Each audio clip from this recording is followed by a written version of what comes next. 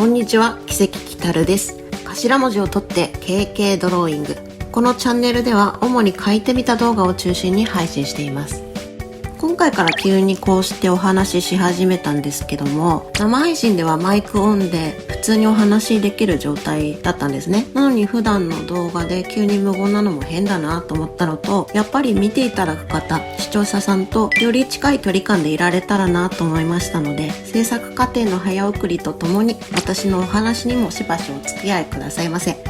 とはいえ、私はお絵かき講座とかができるようなものでもないですし、有益な発信をされている方々はすでにたくさんいらっしゃいますから、私は私の好きを形にしていく様を配信していきたいと思っています。同時に皆さんの好きも知っていけたらいいなと思うんですよ。そしてまた新しく知ることで私の好きが増えて、さらに私を通して別の誰かに好きが伝わっていくんだとしたら、それは嬉しい連鎖だなと思うわけです。そんな理由で始めたチャンネルなんですけども、なんでポケモン描いてるのかって話していいですか？するんですけど、私ポケモン第一世代なんですよ。完全に年バレるんですけど、幼い頃小学校2年生かな、読書をしない私を見かねて母が買ってきたのがコロコロコミックだったんですよ。漫画でも何百ページも読んだら結構な量の文章を読めるから、漫画でいいからって。で、実際結構読んでて何度か買い与えてもらったんですけど、ある時ブルーバージョンの電信振り替え用紙みたいなのがついてて、確かあれ限定販売だったと思うんですけど、幼いながらにそれを読み取って親にお願いして買ってもらえたんですよね。人生で初めてのゲームでしたね。よく初代の人って赤緑どっちからだったなんて話になりますけど、私は青からだったんですよね。そこからポケモンだけは全世代プレイしてて、まあね、時期によって少し離れたり後からプレイしたりはあったんですけど、それでも人生で一番好きで居続けてるジャンルなんですよ。なのに絵をちゃんと描き始めてからポケモンまともに描いたことないと思って、それこそ小学生の頃に初代の攻略本を見ながらマルマインとかビリリ玉とか書いてたのが最後で、なんで今は書いてないんだろうってもう純粋に疑問だから、もうね、このチャンネルを始めようって思った時にポケモンだけは絶対描こうって思って、でもちろん他のジャンルのイラストも描くんですけど、ポケモンは少しずつ増やしていけたらいいなって思っています。で、今回は見ての通り毒ポケモンを10匹詰めちゃって、本来ありえない構図ですいませんなんですけど、みんな私がソードバージョンで実際に使ってる子たちですね。作業環境はクリップスタジオペイントとワコムさんのシンティック 16HD という液タブを使用しています。この動画が上がってる頃には設定済みだと思うんで、すでに完成品をご覧になった方もいるかと思うんですが、 YouTube のチャンネルアート、そして Twitter のヘッダー、Pixiv のプロフィール画面を一旦全部同じものにしたいなと思って描きました。で、見えてる範囲に比べて随分キャンバスが大きすぎるように見えるかもしれないんですが、 YouTube のチャンネルアートが実は1枚しか設定できないのに全てのデバイスに適用しないといけないので、こんな画面構成です。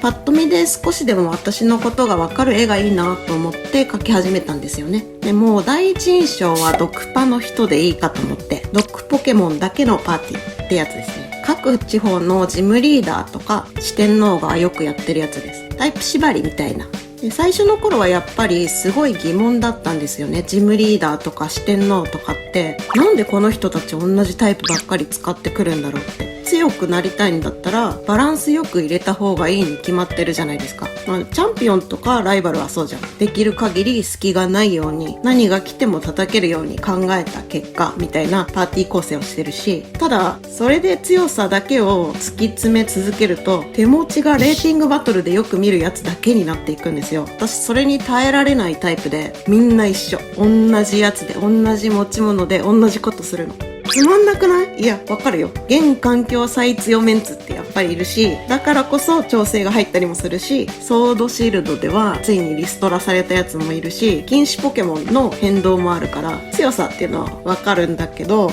強いから育ってて当たり前に強くなって勝ち上がって、それで何ってなっちゃって、だから最初はただ好きなポケモンの中からなるべく強い子をより抜いて育てたりしてたんだけど、ある時ふと四天王とかを見ながら単純に何かに特化するのいいなって思って、でも私クロバットが一番好きで絶対にクロバットは外せないって思って、でその時選別しようとしてたのがペンドラーだったから、もうこれはドクパで行くしかないと考え始めたらめっ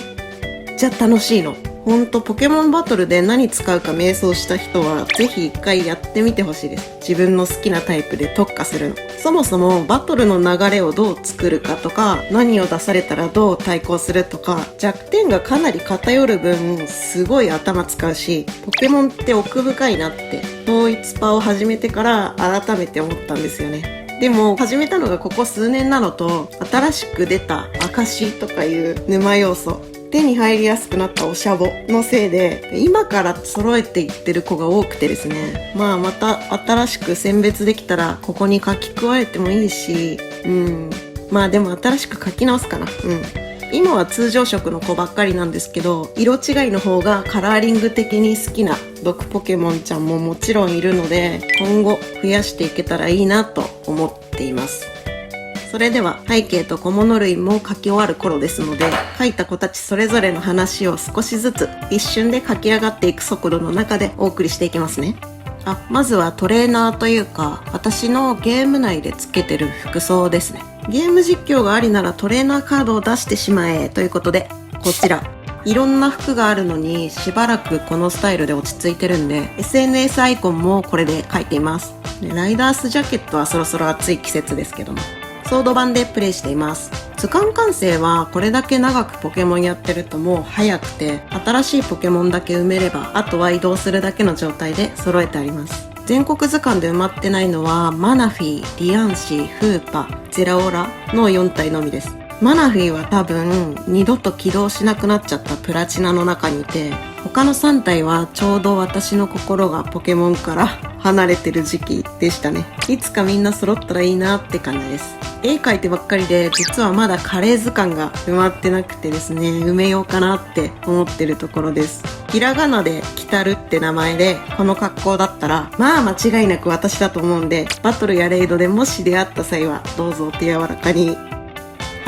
親友のペンドラです。陽気な性格で昼寝を良くする。格好作でも使ってたんですけど、今作でスピードボールが手に入ったので捕獲して再選別した子です。誰も追いつけないほど加速する大ムカで、ただでさえでかいんですけど大マックスできるようにしています。暴れやすくてめっちゃいいです。親友のっていうのは仲良しリボンなので、現状どのポケモンにもつけられる2つなんですけど、今はペンドラーだけにつけてます。あんまり証とか色違いとか考える前に選別したので、もう1匹育てるかもしれないポケモンですね。対人戦と NPC 戦とで技構成変えたいところもあるので、探してもいいかなって思ってはいるんですけど、他の方が優先になるかな。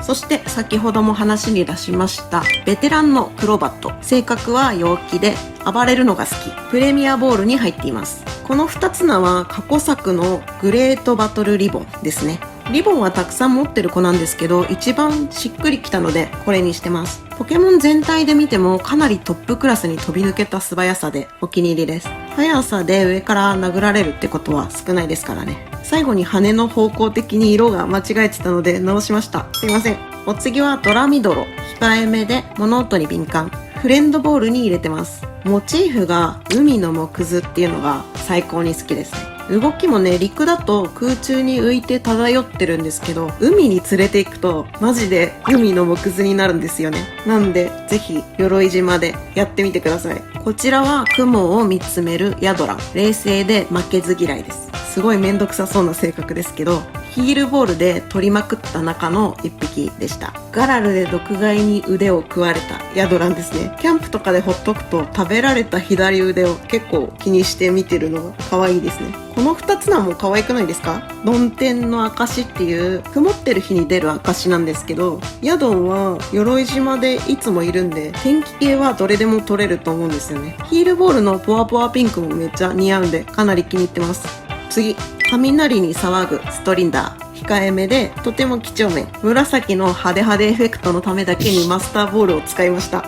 SNS アイコンで書いたエレズンの進化後ですね。音系の技の使い手としてめちゃくちゃ優秀なストリンダーなんですけど、毒電気タイプっていうのも初だし、巨大マックスもあって専用技の巨大感電も結構特殊で、確実に毒か麻痺にするっていう、どっちに転ぶかでバトルの展開的な運要素ができて結構面白いですよね。持たせた王冠は冠雪原図鑑の制覇でもらえるやつです。さあ、バトルの場ではおなじみのドヒドイデちゃん。図太い性格で打たれ強い。ドヒドイデらしい性格になりましたね。エフェクトが一番水まみれのルアーボールに入ってます。じわじわ鬱陶しい猛毒テンプレみたいな存在ですけど、毒使い的には入れておいて損のない安心感の塊って感じですね。続いて、腹ペコのマタドガスさんです。控えめだけど好奇心が強い。ネストボールに入れて緑の煙をね、マシマシにしています。正午の証っていうのがついたんだけど、腹ペコって言われてもマタドガスって一体何を食べてどう消化するんだろうね。でも英国紳士のシルクハット、産業革命時代の煙突、当時の蒸気機関車のフェアリー式からフェアリータイプが来てたり、かなり詰め込みまくりの秀逸なデザインで大好きです。お次はドラピオンさん、女の子です。わんぱくでいたずら好きなね、元気ちゃんです。ドリームボールで選別しました。弱点が地面のみ、エスパー無効という毒悪タイプでね、同じタイプのスカタンクより耐久性能もあって、かつタイプ一致で叩き落とせるし、すごく動きやすいサソリちゃんです。起点作りでも後出しサポートでもどっちでもいけます。ドラパルトなんて怖くないよ。持ってる王冠は鎧島図鑑制覇のものです。はい、次。ダストダスちゃん。意地っぱりでちょっぴり見えっぱりっていうね、こじらせ系かな。体型的にあんまりバトルの場に出すイメージはなかったんですけど、つい最近採用しました。サファリボールに入れたら思いのほか汚く見えるエフェクトになってね、満足しています。でも特製の砕ける鎧ってゴミが散っただけなんじゃない？最後に、おねむなゲンガー。臆病で昼寝を良くする子。あるあるですけど、ダークボールで撮っています。言わずと知れた毒ゴーストの初代ポケモンですね。アニメの描写で、ゲンガーが物体をすり抜けたり、勝手に持ってきたものを体からポコポコ出したりするのが大好きなんで、そういうイメージで描きました。ということで、遠くの子をぼかして影を落として完成になります。こちらは YouTube チャンネルアートと Twitter や Pixiv のヘッダーとしてしばらく貼っていると思います。また原寸イラストは Pixiv の方にあげました。ポケモンはもちろん他のジャンルのイラストも今後たくさん描いていけたらと思っていますので、よければチャンネル登録、グッドボタン、Twitter のフォローもぜひぜひお願いいたします。ここまでのご視聴ありがとうございました。またね。